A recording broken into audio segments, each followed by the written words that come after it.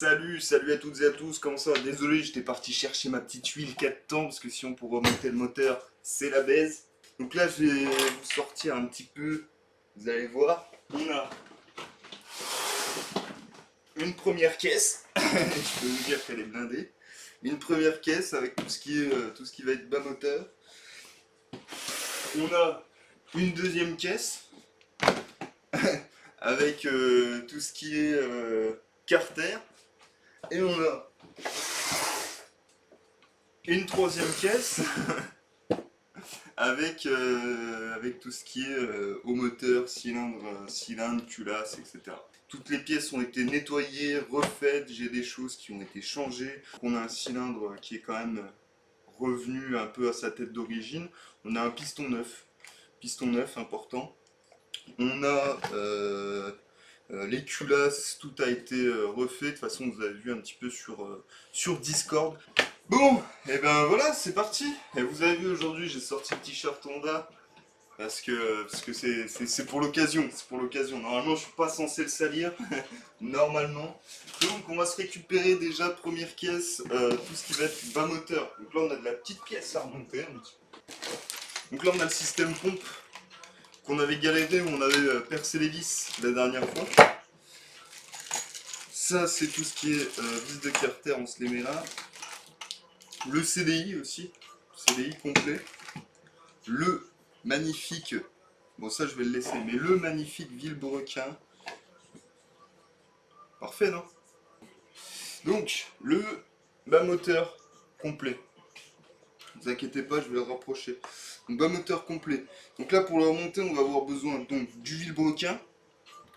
On va avoir le sélecteur de vitesse. Le kick. Le kick, lui, le ressort, souvenez-vous, il était pété. J'en avais acheté un tout neuf, les gars. Tout neuf. La boîte de vitesse, avec tous les enchaînements de pignons magnifiques.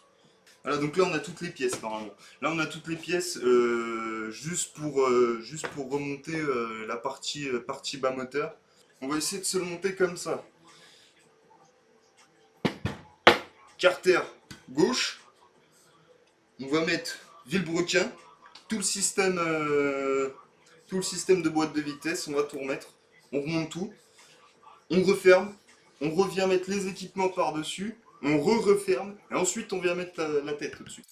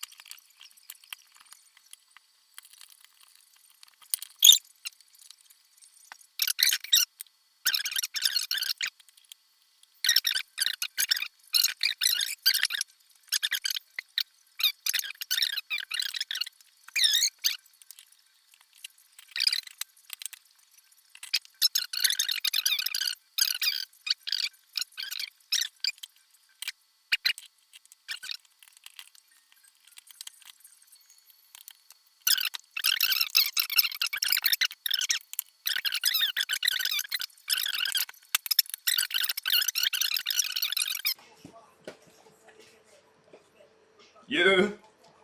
Alors, attendez, parce que là, j'ai une pièce.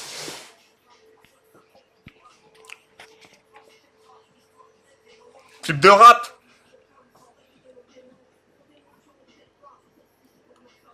On voit pas très bien. Mais en fait, voilà, toute la boîte de vitesse, là, ça c'est l'axe que j'ai galéré à mettre en dessous, parce que c'est le sélecteur avec ça. Et donc là, on a tout le kit qui passe, le carter, bon, on voit pas très bien, parce que la luminosité est pas ouf. Mais bon, c'est bon. Regardez-le, magnifique, pas déchiré, incroyable. Incroyable. Bon, c'est là où on va commencer notre travail de huilage. Il faut huiler les joints. Si vous réparez quelque chose, en général, surtout quand c'est des joints moteurs, comme ça, huilez-les.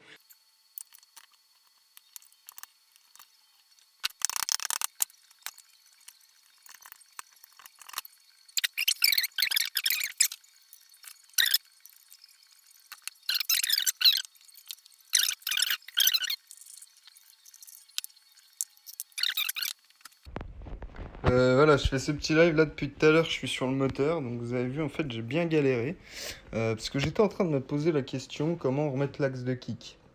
Donc du coup j'ai regardé sur internet, machin et tout, et je me suis dit attendez on va regarder les anciens lives, on va essayer de voir ce qui se passe. Et en fait tout simplement c'est juste que quand j'ai remonté le kick, en fait il fallait le régler, et je ne l'ai pas réglé. Il fallait le régler de manière à ce qu'il revienne.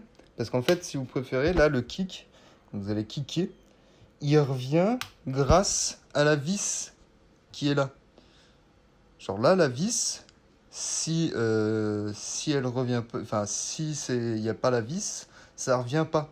Enfin, ça revient trop haut, si vous préférez. Donc ça se cale déjà grâce à la vis. Et ensuite, donc là, il fallait juste caler. Et une fois que ça remonte, voilà, une fois que ça remonte, ça libère tout. Ça libère tout et c'est propre. Parce que tout à l'heure, c'était juste au niveau du réglage où ça restait trop bas et ça me faisait comme avant quand j'avais pas de kick.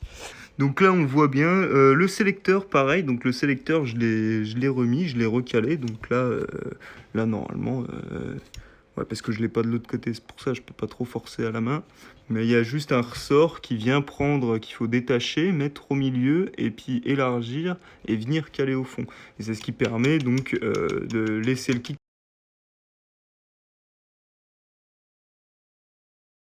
Dans un premier temps, ce qu'on va faire, c'est remonter la pompe. On a tout fait, là j'ai racheté de la vis neuve et tout. Regardez, j'ai même les petits sachetons Honda, incroyable, avec la petite visserie dedans.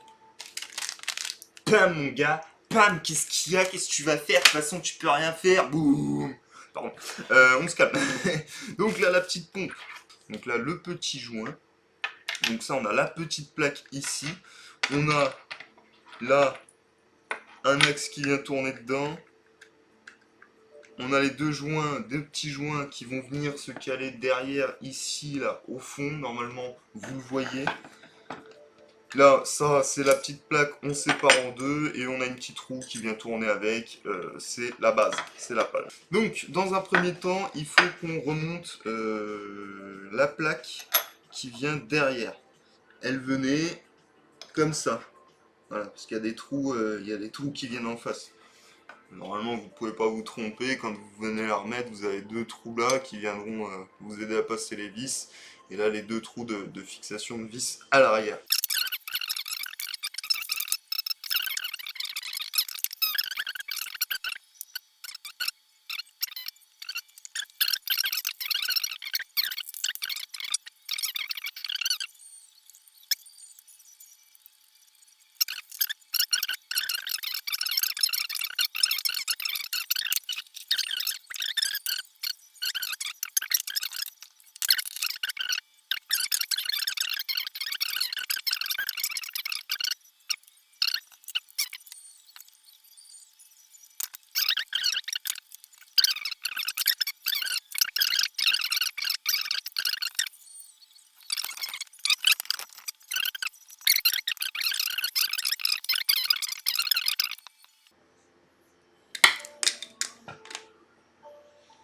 Voilà, comme ça, on est bien.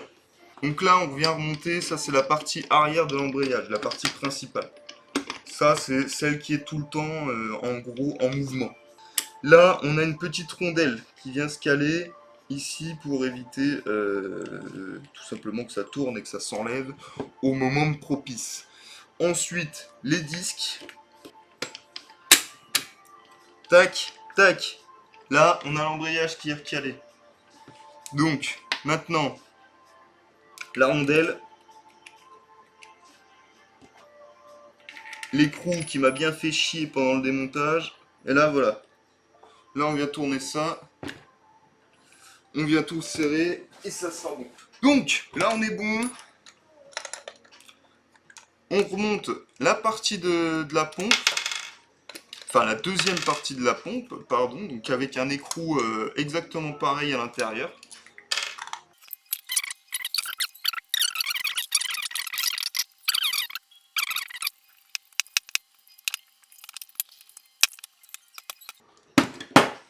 Voilà. Et là, voilà, bah, tout est remonté. De ce côté-là, on a la pompe en dessous qui tourne.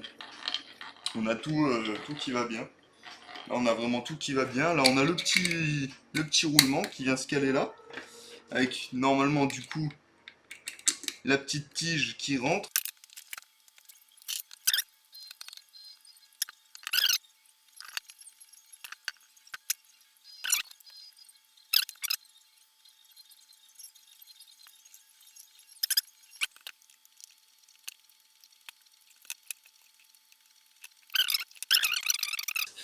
Et là, du coup, voilà. Donc là, on a le carter qui est complet, embrayage, pompe, le kick qui ressort, qui vient tout entraîner et qui, quand il revient, bah, il lâche tout quoi. Voilà, il lâche tout, ça ne gratte pas. On n'entend rien de particulier, pas de bruit. Ça, vérifiez toujours les bruits. Quand on tourne à ce niveau-là, on a bien après le sélecteur de 10 vitesses qui passe les vitesses. Donc ça, c'est tout vérifié. Donc ça veut dire que c'est tout bon.